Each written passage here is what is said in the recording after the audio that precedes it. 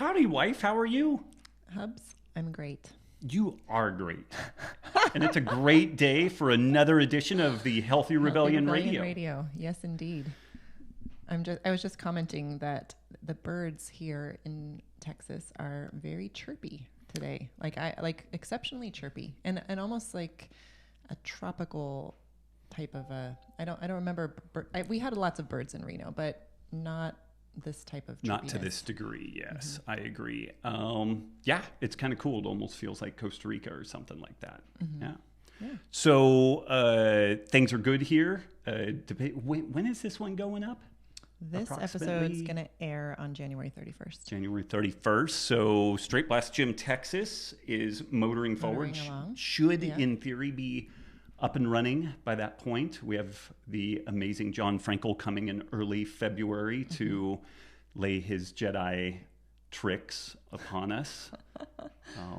Anything else? I survived my 48th birthday. You survived your 48th birthday. You're going to be at Metabolic Health Summit when this airs. Yep. So that'll be a good time. The Rebel Reset is cranking along. Amazing stuff going on in the Healthy Rebellion. Yeah. Well, we will share some of our takeaways and some of the stuff that's going on when it wraps up here. Yeah. In a couple weeks. Yeah, but it's been cool. It is honestly gone far better than I thought it. Is this thing really going? It's recording. Okay. I see the red thing showing recording. Just want to make sure. I don't know why. Yeah, I know. That would be a bummer. That's happened to us before. Do a whole show and then, in fact, didn't do a whole show. So, okay, we're just kind of wandering around here. Let's jump right in here. Do you want me to do my news topic? Yeah, for our news topic. So, I'm going to have kind of a series of these things that are kind of, how do I want to say this?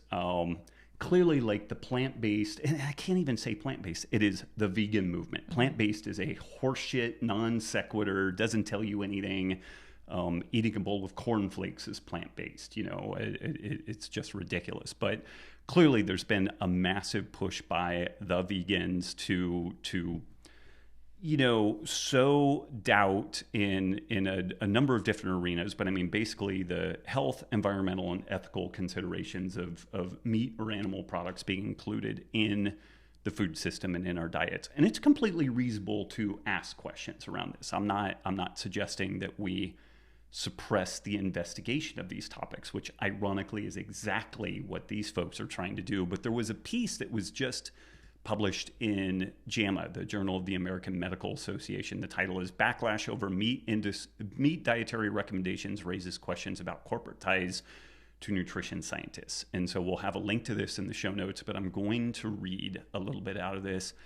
It's almost unheard of for medical journals to get blowback for studies before the data is published. But that's what happened in the Annals of Internal Medicine last fall, as editors were about to post several studies showing that the evidence linking red meat consumption with cardiovascular disease and cancer is too weak to recommend that adults eat less of it.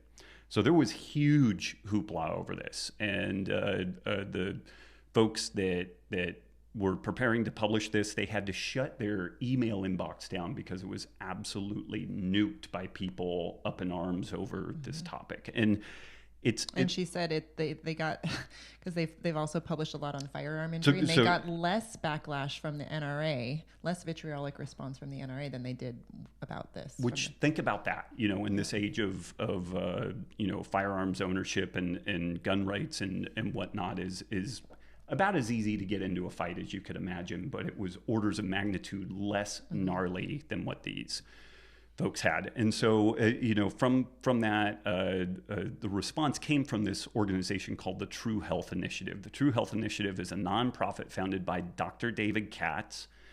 And we'll talk about, I'm going to do a super thorough kind of unpacking of this piece and another piece where Texas A&M basically calls on Harvard to clean up its act because they are making claims around meat production, environmental issues that are, in Texas A&M's opinion, completely false, and they build the case around that. I kind of freaked out the other day when we were recording about like, this is the truth and this isn't the truth. And so I want to be careful around that because it's super easy to just jam this thing forward and say, well, this is the truth, and what we should be able to do is lean back on facts and let that kind of carry the day if we actually like agree on the rules of engagement around what facts are. But the True Health Initiative, David Katz, the group's website, describes its work as fighting fake facts and combating false doubts to create a world free of preventable disease using the time-honored evidence-based fundamentals of lifestyle and medicine. That sounds great, but it's completely vegan-based. Walter Willett, Frank Hu, and a number of other Harvard nutrition researchers are among the top names in the field, serve on the Truth Health Initiative Council of Directors. Katz, Willett, and Hu took the rare step of I want to skip down, but what has been most overlooked is that Katz and the THI and many of its council members have numerous industry ties themselves. The difference is that their ties are primarily with companies and organizations that stand to profit if people eat less red meat and more plant-based diet. Unlike the beef industry, these entities are surrounded by an aura of health and wellness, although that isn't necessarily evidence-based.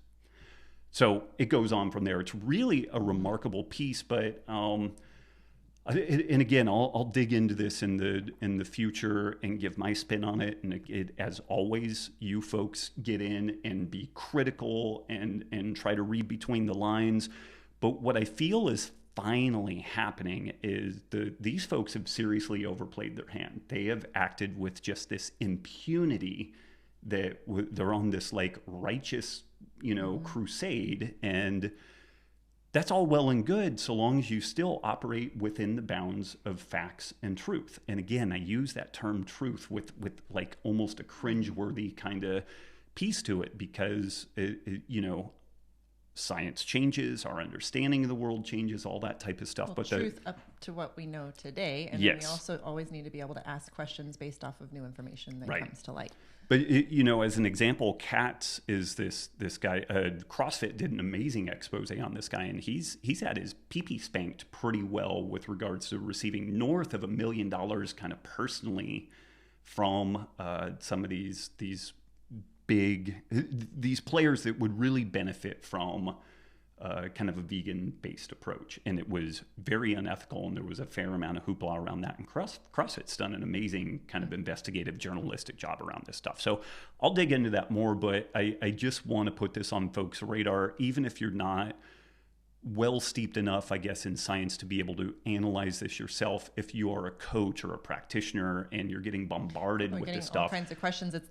JAMA is a very it's as credible as it gets. Publication, so it's something that you can point people to when they ask you questions or bring up Game Changers or any of these other things that are bookmark this stuff, right? And read it, become familiar with it, and be critical of it. Like try to figure out, is there another collusion type deal on the backside of this? But it at some point it's kind of two entities that are just yelling at each other, and one of them is probably more right than the other. And what's emerging, and again this other piece from Texas A&M, which I will probably put in the following podcast show notes, and then I'm going to do a big unpacking of both of these, either in one big piece or maybe two separate pieces. But it's some amazing material. And for the folks that have been super confused around this stuff, at a minimum, it makes it pretty clear that there are some seriously unethical behaviors around what's happening here.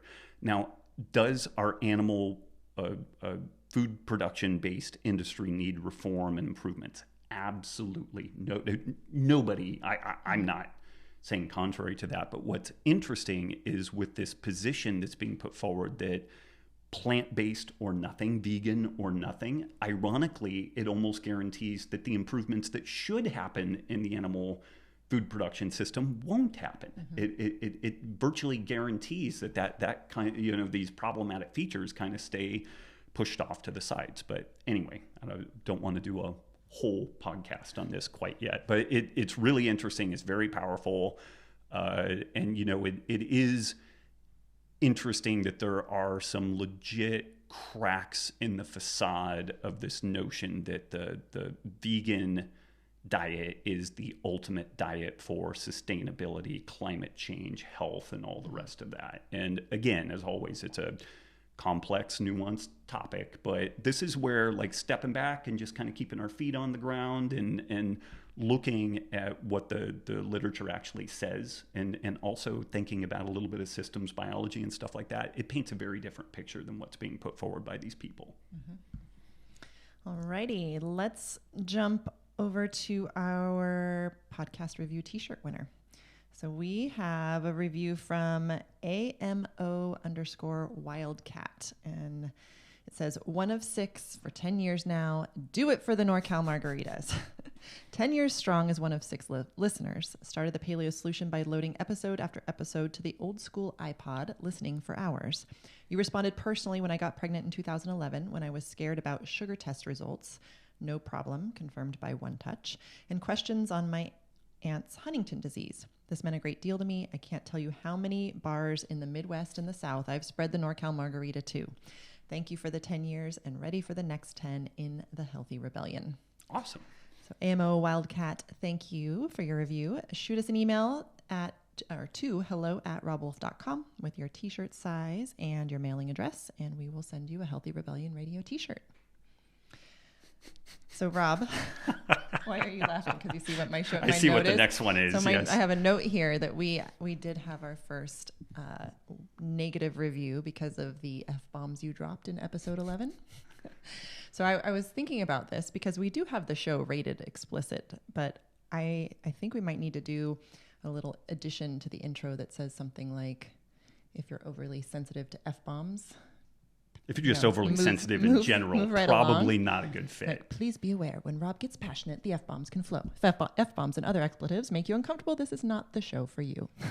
Let's do something like that. Yes. Yeah. Okay. I think we'll have to do that. That way. It makes me want to burst into a tirade of cursing right now. So I'm just fighting that urge. Hold your tongue. Yeah. It is. Do I want to digress? It is amazing though. I don't know. That's what reviews are for. This is your personal value system. Some folks get off put by cursing. If I get off put by something, I just stop listening to it, or I just scroll past. Like, I don't even bother taking the time to comment. It is an interesting psychological deal. Things that I generally don't agree with, I ignore entirely. The only things that to the tiny degree that I interface online at this point is shit that I like or I think is good, you know? And so I think that there's kind of an interesting psychological expose on that whole thing. Now, that said, this is legit stuff where you can provide feedback, and this can provide some lane lines for people to improve things, but also the show's labeled explicit, so fucking come to grips with that. So, yeah. Okay. This episode of the Healthy Rebellion Radio is sponsored by Juve. Which episode is this? 14? We'll is probably episode die 14. At number 15. Juve is the leading manufacturer of personal in-home red light therapy devices with several different sizes and setups. Red light therapy alleviates chronic inflammation by increasing blood flow to the damaged tissues, and it's been found in numerous clinical trials to increase the body's antioxidant defenses. Now, Rob, there are several benefits to red light therapy, one of the primary ones being reduced pain and inflammation, can help with recovery. You've had some personal experience with this. Yeah, you know, and I have to say straight out of the gate, I was super skeptical around the efficacy of stuff like this. And then several folks, Juve and other folks in this arena, did something crazy, which was provide solid clinical research, and empirical information around this. And it was like, oh, okay, there's really something here. Like there's great mechanisms of causation. There is a small but growing body of interventional trials that show benefit. And then we've had some friends within particularly the police and military scene, multiple TBIs, all kinds of kind of systemic inflammatory stuff, like that whole like crazy HPTA axis dysregulation. And when these folks use something like Juve, it dramatically improves their quality of life. And so when you see this empirical finding on the one side, and then a non-trivial and growing body of scientific evidence on the other, it's pretty compelling stuff. Mm-hmm. Yeah. And we have one that when we were in Reno, when we moved, we gave it to our friend Jason, who had a TBI and had a bunch of inflammation stuff. But when we were in Reno, it also helped a lot when we were having any kind of gray days. We would go in there. The girls loved it because they would play this game where whatever pattern was on the dress or the clothing they were wearing, it would change that. And so we couldn't get them out of there. It was like, okay, fine. They used it more than we did. Yeah. But yeah, it's awesome. And whenever there was any kind of like, just that general sort of not despondency, that's kind of a harsh word, but like when you're just a little bit low, flat's a better word, from low light levels, that definitely helped. Yeah. So you can go to juve.com/Robb to get your clinical grade power to help reduce pain, fight inflammation, so you can live a happier, healthier life. That's JOVV.com/ROBB and get a free gift with your purchase when you use code Robb. Are you ready for some questions? Let's jump into snacks. Snacks. We have a question on snacks from Steven. He says, I'll start by saying, I know snacking is not really the best thing to do. But let's be honest, it needs to happen from time to time. Snacking doesn't happen often, but I want to be prepared for those days I didn't really get to eat like I wanted to, or when I'm coaching all day and need a quick bit to carry me. Seems like the only snacks are either meat snacks, jerky and the like. A small number of nuts are okay, but as you've written about, it's easy to get that out of control without realizing it. I actually had to stop stocking nuts because it was way too easy to just grab handfuls or too much. So my question is, what can I potentially munch on to either hold me over in those times that snacks are nice, like watching a movie with the family? I have been using Chronometer, and it seems like veggies are pushing me over my carb numbers, and I wanted to see if I should be concerned about that, or because it's veggies, is it not an issue? I feel good as long as the carbs I consume are from vegetables or similar things. This part still confuses me a bit, but might just be old thinking I have to change. Yeah, let's maybe start at that last part there. Some of the carnivore folks will cringe at this, but I've always looked at the kind of ketogenic diet, low carb level recommendations as it's a goal to eat your way out of ketosis by eating low glycemic load veggies, broccoli, kale, spinach, maybe even some carrots and stuff like that.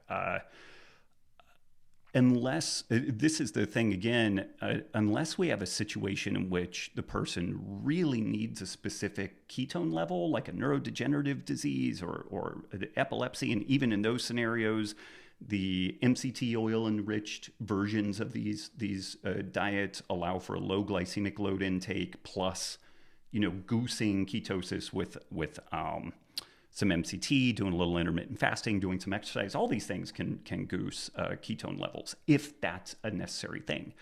Above and beyond that, and again, a hat tip to my carnivore brothers and sisters. Like I know for some folks the plant material doesn't really work, but for most people, I think that eating a ton of vegetable matter, some amount of fruit, like we get a mixed berry thing from Costco, and a cup of the mixed berries, once you address the fiber, has like 9 grams of effective carbs. So even if you're doing a pretty strict ketogenic diet intervention, like you're doing keto gains and it's like super locked down, you could do 3 of those. Salud.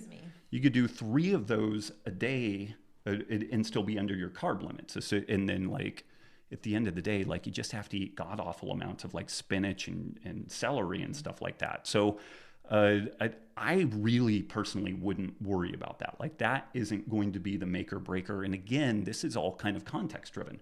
What's the overall goal here? Mm-hmm. Are you trying to lean out? Are you trying to gain muscle mass? Are you just trying to live well? If you're just kind of in a maintenance live well scenario, then pulling a page out of Ted Naiman and William Schufelt's book, The PE Diet, try to really emphasize the amount of protein relative to the energy density of the food that you're eating. And so that means like if you cut up a bunch of carrot sticks and celery and go to town on that while you're watching movies with the family, like God, it's going to be so hard to overdo that versus like a handful of macadamia nuts or something, which are delicious and they're healthy and that's great, but like there's a massive energy density there. It's just easy to overeat that. The interesting thing is I don't really weigh out my protein at this point. I don't even really track my carbs that much. The main thing that I track is my fat, because the carbs that I'm eating, and because of some gut issues, I've kind of whittled down the number of carbs that I'm doing. We're probably going to do some sort of a gut reset within the Healthy Rebellion with Dr. Ruscio at some point, and I'm hoping that we can, I would actually like to add some latitude there, but I eat mainly low glycemic load carbs, the ones that are a little more intermediate, like the berries. I know exactly, I dump it in a bowl and like it's within, very, very tight parameters on that. But the thing that I can easily overdo would be the nuts. And so again, circling back to the question, what are good snacks? You either weigh out the nuts, you do something like the jerky. Chicharrones are a good one. Chicharrones are a really good one. We do those a lot, like if you're watching a movie. Yeah. And it's that crunchy kind of the mouthfeel as well. Yeah. And that's kind of the only other thing that I could think of. I mean, a little bit of dark chocolate. I don't know. I'm kind of flailing on this. Like, I mean, you could do things like, it depends on how involved you want to make it, but deviled eggs, like you can do like little appetizer-y things. We have a friend who makes this amazing spicy buffalo keto chicken wing dip thing with celery, and it's fabulous. It's got a lot of dairy in it, so if you don't tolerate dairy, it wouldn't be appropriate, but it's amazing. But those are more like appetizer-y things. But like if you're just sitting watching a movie. Oh, the girls will eat sea snacks. Sea snacks are great. The toasted seaweed. Yep. Sea snacks are great. What else? We'll put a little salmon salad in there sometimes. Yeah. Man, Sally, when we went to dinner at Sally's house, she made sea snacks with a slice of avocado. Oh, that's right. And she had a little bit of the roe, and that combination was just divine. It was off the rails. Yeah. Amazing. Yeah, that was really good. That was really good. So. And it was very satisfying too. It was very good, but it was also rich enough that if you had 4 or 5 of them, then it was kind of like, okay, I'm done. Yeah. Those were great. Yeah. Let's see. Our next question is from Mark on Brazilian Jiu-Jitsu. Hi, Rob and Nikki. I've been a listener and reader since the very first Paleo Solution podcast and truly appreciate all the info you have graciously shared over the years. Forgive me if you've addressed this previously, but I just started BJJ class and I wanted your advice, tips, and whatever else you could offer a true beginner. Not asking specifics on training or volume, just maybe some things you wish you knew when you were starting. You always have an interesting and informative take on anything you practice. Thanks, Mark. Do you want to tackle this? Because you're motoring towards your blue belt. You've been doing this for 2 years. I guess the number one thing that I would say, and so if you're a female, like the thing that worked for me, because obviously the Brazilian Jiu-Jitsu for many people, probably not everybody, but for many, especially women, it can be pretty intimidating to think about going into a regular class when you, just like CrossFit, like we got this all the time. There's all these movements that you don't know. In Brazilian Jiu-Jitsu, there's multiple positions. You don't know the names of them. It's like a whole new language. So there's all that. There's a little bit of a burly feel to it. There's a burly feel to it. And if you've not done martial arts before, like you're looking at people, there's a proximity to other persons that is a very intimidating and it's very thing different than like Taekwondo. It's like you're doing kata and you're kicking pads. Like it's a female, and again, we're not dealing with female here, but for everybody, you're potentially stuffing someone between your legs and holding onto them with your crotch, basically. Yeah, there's lots of positions that you're closer to people than you would ever be in a normal, situation. So, I guess the number one thing that I would say is find a school, if at all possible, that has a beginner program, and just like CrossFit, because again, I feel like it helps with confidence. Like for me, when I started in a women's class. I mean, I did some training with Robb in the very beginning, but then I went to a women's class because as a woman, it was easier to wrap my head around that. And I wanted to get a foundation. So I went exclusively to women's classes for the first probably month. And then I started going to the regular class, and Robb was my primary partner in the beginning. And I guess another thing to say too, when you're starting, they have this saying in Brazilian Jiu-Jitsu that like white belts are spastic, and we are, especially in the very beginning. We were at a seminar and we were literally 3 minutes into the beginning of the seminar, and Nikki like thumbed me in the eye. Like I thought she had gouged my eyeball. Not on purpose. Not on purpose. But again, like when you're brand new to the sport, you don't know how to move your body in the right ways, and there's lots going on, and there's also this, it's jiu-jitsu is supposed to be, or is designed to be a sport where regardless of your size, you can do it, even if like a small female is with a very large guy. But in the beginning, when you're just learning this and you don't know the positions and the movements, you want to use your strength. That's like the natural instinct that comes out. So you are using more strength than you should be using. And so then things, arms flop out and you can accidentally hit people and whatnot. So anyway, Robb, knowing this, was pretty careful to not have me roll with a lot of male white belts, just because of the size difference and just a higher chance of getting injured. And obviously if you get injured, the lack of being able to train consistently and progress goes out the window. So try to relax. Like it's not a wrestling match. You're not there to win anything. It's okay if people, you should be tapping all the time anyway. And hopefully you're not in a spot where you're doing a lot of submission. People aren't trying to submit you all the time. It should be drilling based, ideally in a good school where you're doing lots and lots of drilling. And maybe in the beginning, white belts don't even roll live for a while. Straight Blast Gym has a curriculum developed by Travis up in Montana where folks, and it's what's interesting and kind of gratifying about this, it looks a lot like the on-ramp program that you developed for our CrossFit classes, where there's a really thoughtful approach to give people some time to work harden and kind of work through like the emotional intimidation of doing this whole thing. So it's cool that there's some parallel there. And the folks that run Brazilian Jiu-Jitsu classes that don't have a foundations or a beginners program, and it's really well thought out, and they're curious why they're barely have enough people to like keep the lights on, that is why. Like you need to make this thing amenable to beginners. We just had some friends visiting from Reno, and he's a 3-stripe brown belt, and he was sharing that another student that we used to roll with in Reno, who is a blue belt, was having some claustrophobia issues in Mount Bottom. And so like even and he's great. Like he's been training for 2-3 years, and he's a great athlete. He's great at jiu-jitsu. But so there you get into positions where there is this not just intimidation factor, but you're like, holy shit, can I breathe? Am I okay? Like there, and this is all part of the stuff that you work through. So long story short, like ideally find a great school that focuses on foundations and has a beginner program. Choose your training partners wisely. And what else, babe? What would you throw in there? So maybe that's all amazing Relax, stuff. Be mellow. It's not like tap all the time. You're not there to prove anything. Like your first couple of years, all you're there to do is learn. So, okay, gosh, they got me in that. How can I, what happened there? How can I do something differently so I don't get in that position again, or they don't submit me that way again? So think of it as like it's a learning experience. Right. And so one of our coaches, Ray Price in Reno, he breaks this down that the job of the white belt is to survive. That's it. You just survive. And then as you progress through, and it'll take 1 year to 2 years to get to your blue belt, depending on the way the curriculum flows and how much you can show up. The role of the blue belt is to escape.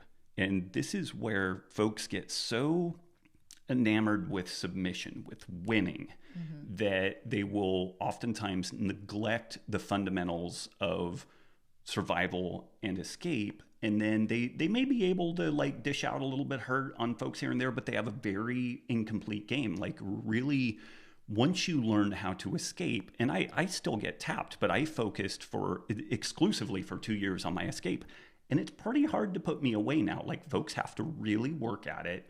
And now though, I wouldn't say that I act with impunity, but I'm not that worried because I can get out of most things, and it's not getting out because I'm allowing my shoulder to be hyperextended or anything.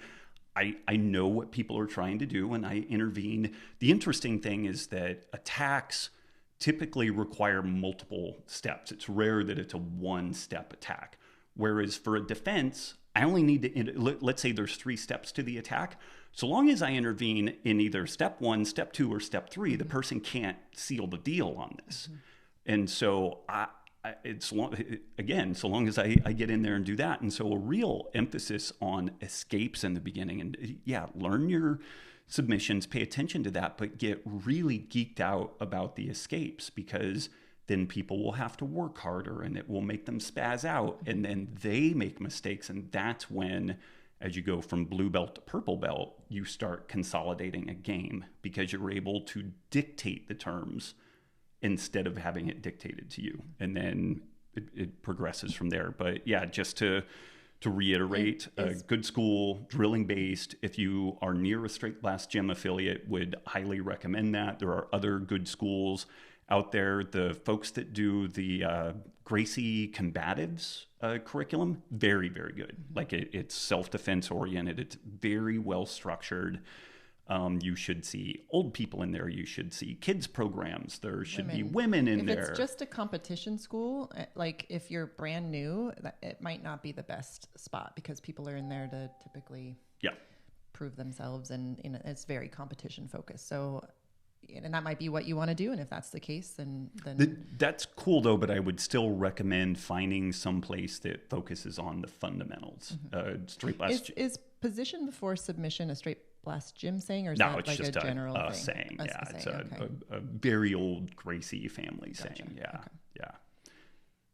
And could go on and on about this, but Mark, it's awesome that you're jumping into Brazilian Jiu-Jitsu. I think it's one of the most wonderful things in the world, and it's similar to CrossFit. It's unfortunate that more folks don't tackle it as a we're homeschooling our girls, and I'm working on the math. Nikki's working on the phonics and reading and writing primarily, and you don't start with calculus. You have to start with what is a number, and addition, and then subtraction, and then multiplication and division, and it layers and builds. And if folks tackled that physical movement side of martial arts in a more structured way, then it would be safer for people, it would be more enjoyable, it would be more profitable for the business owners. But I tell you what, it's hard as hell to get people to do that. But it also makes the case for finding schools that have some dedicated curriculum and have a real depth of bench with regards to their coaching staff and the offerings. Like if they have morning, noon, and night classes, pretty good bet it's a reasonably well-run program. If the only class they have is like 9 p.m. at night and it's a bunch of like Division I wrestlers in there with MMA dreams, that's going to be a tough place to progress well in. Yep. Oh. And I jabbered so long, my screen went. Your screen went on. Well, mine's still alive. So we'll move into our Healthy Rebellion Radio trivia. So our episode sponsor, Juve, is giving a $100 gift card to shop their personal red light therapy devices to one lucky winner selected at random who answers the following question correctly. Rob, what is something from your youth that doesn't exist anymore? We talked about this a bunch, and everything that kept coming up was phone related. It was like phone books don't really exist that much. Phone booths too. Like that was a thing. Like you used to see them on every corner. Yeah, but I guess the biggest thing is when I was a kid, everybody had a rotary phone. Yep. And I haven't seen one of those in ages. Unless you maybe go to an antique store or something. Yeah. So I would say the rotary phone. Yeah. Okay, folks, you heard it. The rotary phone. To play, go to robwolf.com/trivia and enter your answer, and we will randomly select one winner with the correct answer to win a $100 gift card from Juve. The cutoff to answer this week's trivia and be eligible to win is midnight on January 30th. That's 2020. Winners will be notified via email and also on Instagram. And this is open to residents of the U.S. only. Let's see. Our third question this week is from Holly on Zone 2 Cardio. Hi, Rob. Love your work and consider you to be the sensible voice in this confusing space of health, training, nutrition, and longevity. So I'm hoping you can provide me with a bit of clarity. On a recent podcast, you touched on finding the right balance of strength and endurance, and I want you to expand on this a bit. I am a 44-year-old female whose primary goal is health and longevity. Years ago, I came across Mark Sisson's work and realized I had spent over 20 years doing what he would term chronic cardio, including running marathons. I abandoned this approach to focus on strength training with a bit of high-intensity interval training and 30 minutes a day of walking. This choice seemed to be confirmed by several in the health space, including the ketogains approach. Now, however, I'm hearing about how important zone 2 cardio is for mitochondrial health. This was discussed extensively on Peter Attia's podcast with Dr. San Millen. So now I'm wondering, how much zone 2 cardio should one be doing, and does this amount change if your goal changes? For example, if your goal is body recomposition versus overall health. How can I maximize strength gains while including cardio in my plan? Interference hypothesis question. I have 3 children who are 6 and under, plus I work full time, so I only have about 1 hour a day to devote to exercise. Man, that's a hopping schedule.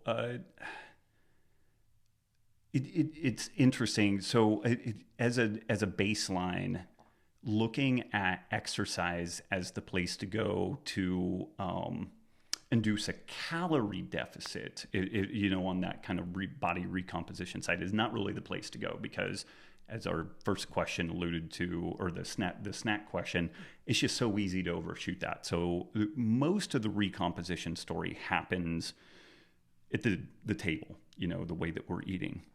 But from there, it's weight training is arguably the most important physical activity we should do. Like if you did nothing else, that would be the thing to do. And even if you're doing full body movements, squats, deadlifts, and particularly if you're doing a little bit of volume there and some shorter rest periods, you can get a mild kind of zone 2 cardiac stimulus off that. So you can get a little bit of that. Swinging some kettlebells can be really good in that regard.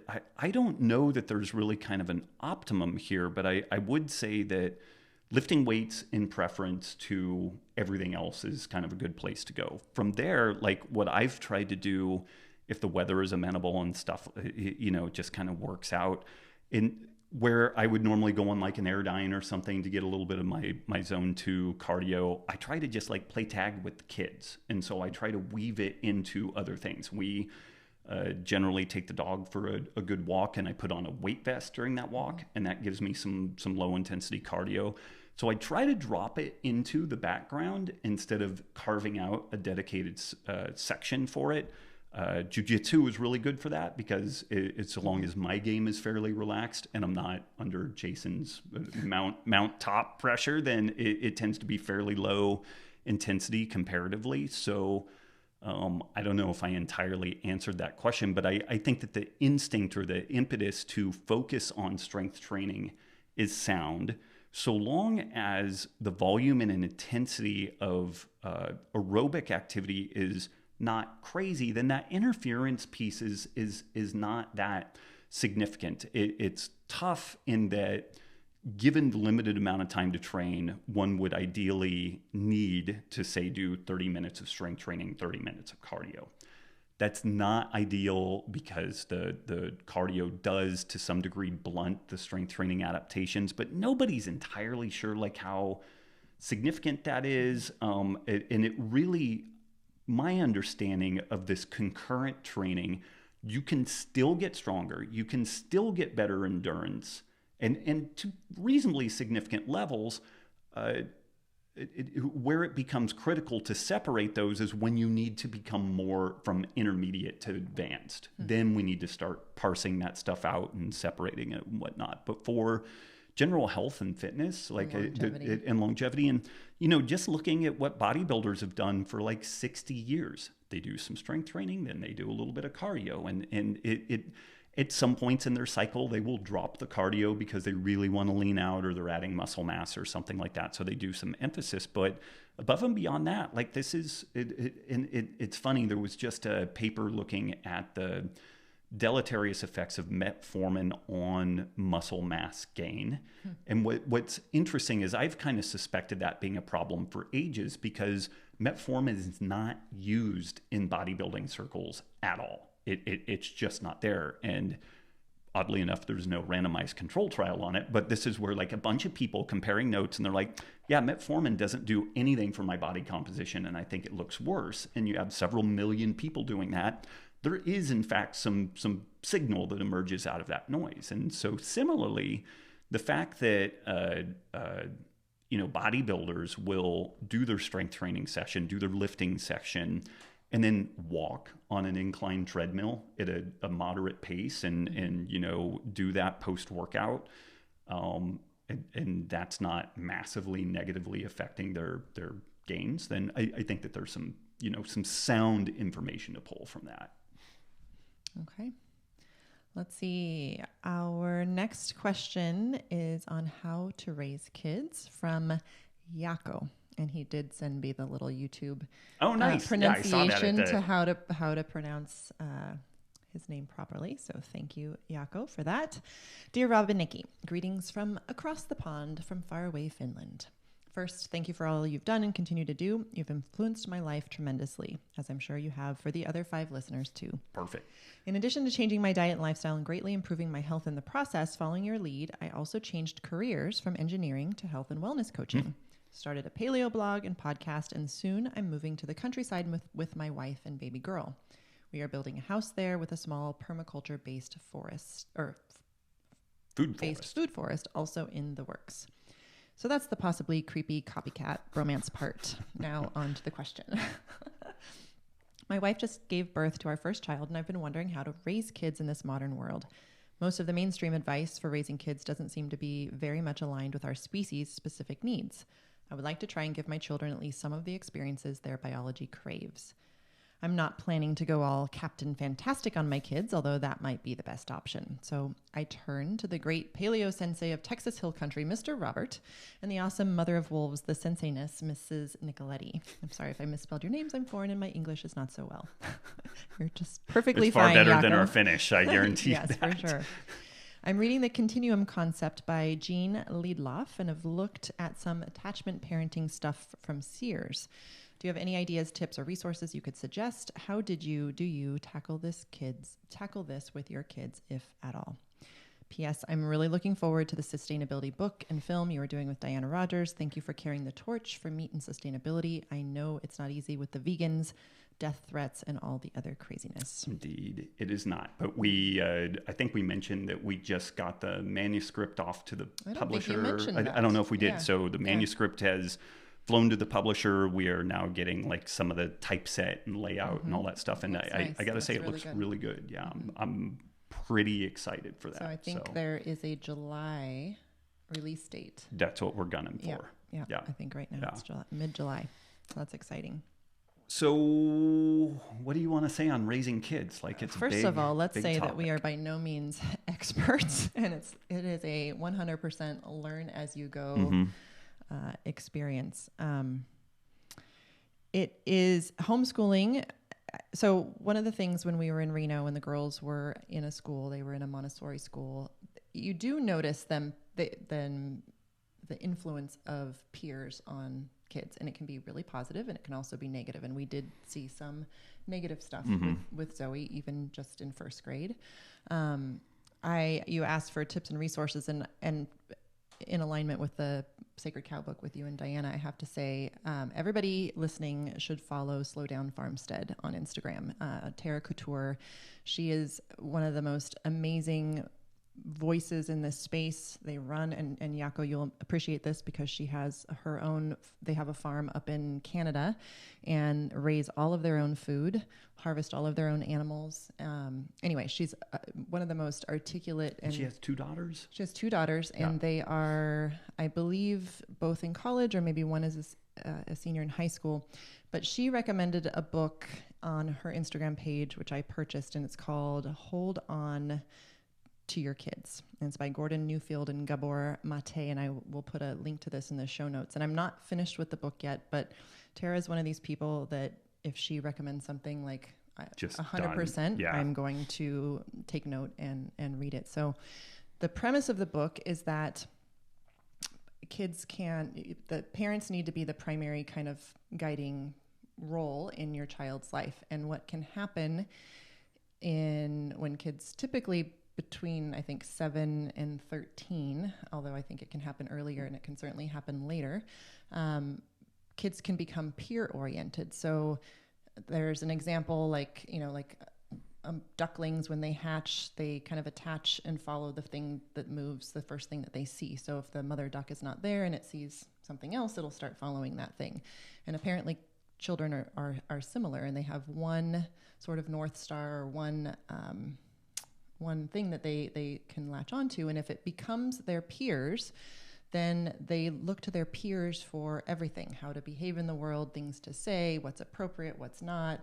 And because they can't keep both their parents and the peers, as two guiding, what am I trying to say? Two guiding influences, then anything that the parents try to say becomes, there become lots of arguments, and it's just this really kind of argumentative kind of thing that takes place. And backing up with this, both you and I had been exposed to the idea or the notion that kids are far more influenced by their peers, and that this was a normal process. And this book actually kind of upends that because apparently there was notion. a study in the late 80s or early 90s that basically said that the most important thing in how a kid turns out is the quality of their friends. So like if they have really good peers, really good friend group, then the kids will tend to turn out far better than those who kind of run with the wrong crowd, or however you want to say it.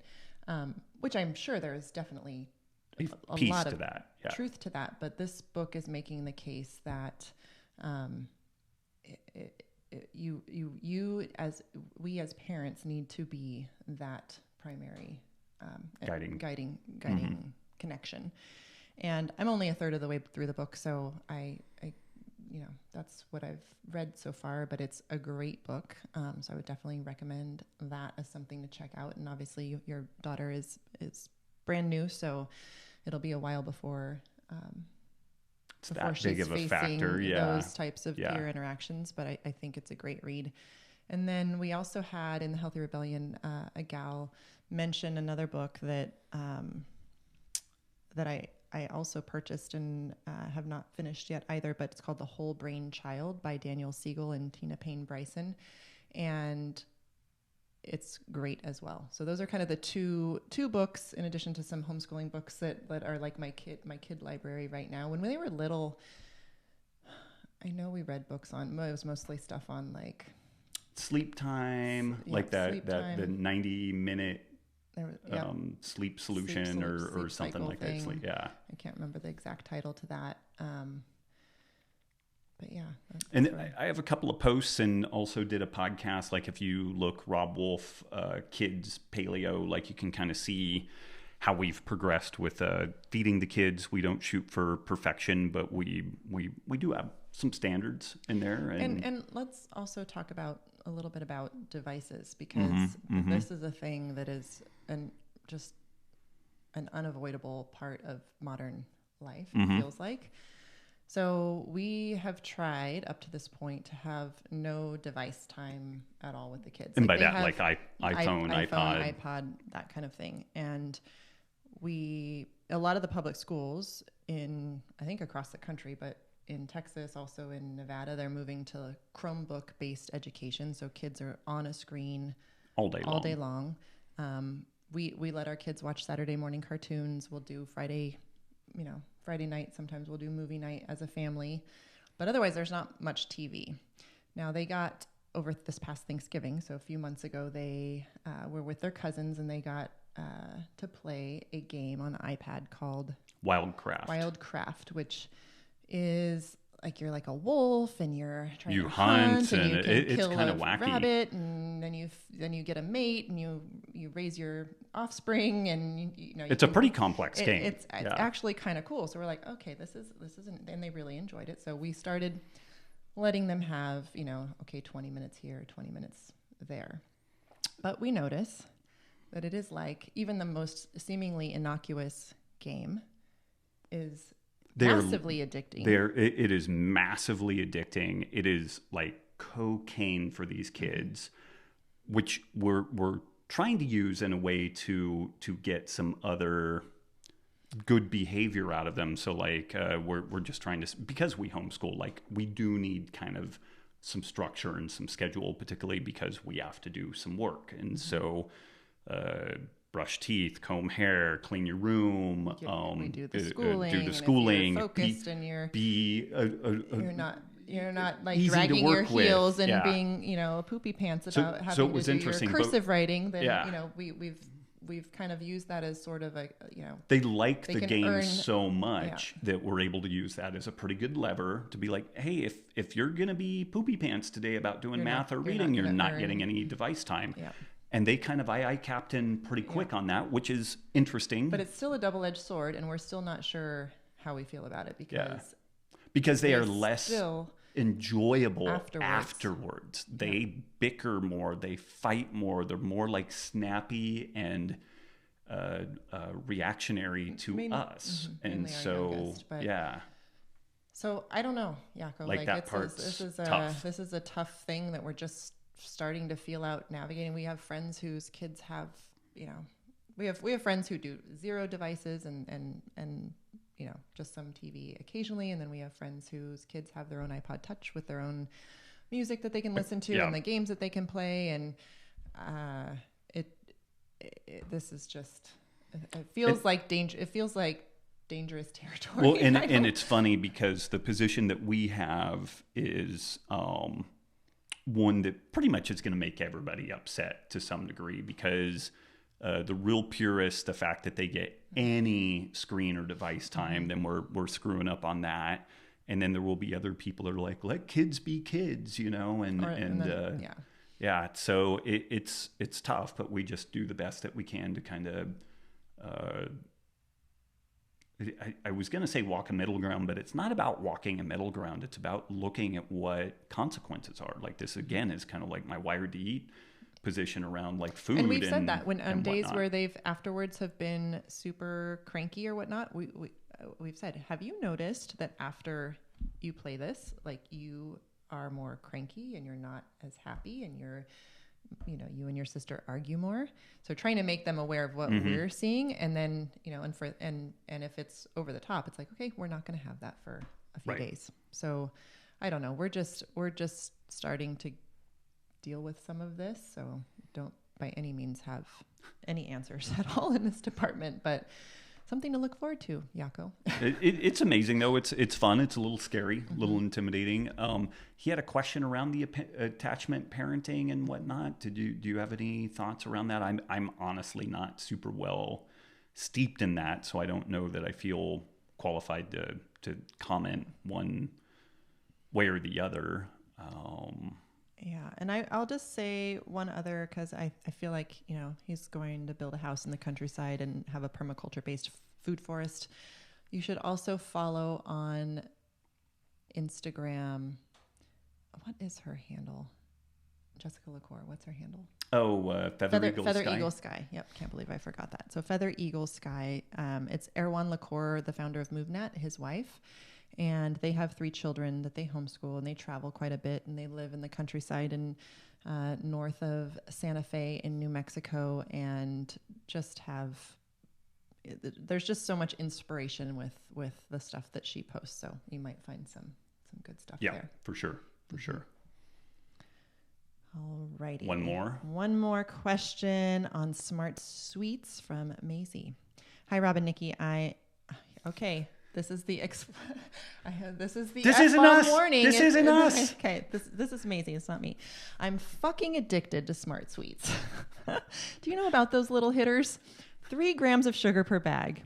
Smart Sweets makes gummy bears, Swedish fish, peach rings, Sour Patch, etc. Ingredients are plant-based, except the gummy bears, which contain gelatin, and free from sugar alcohols, supposedly like healthy candy.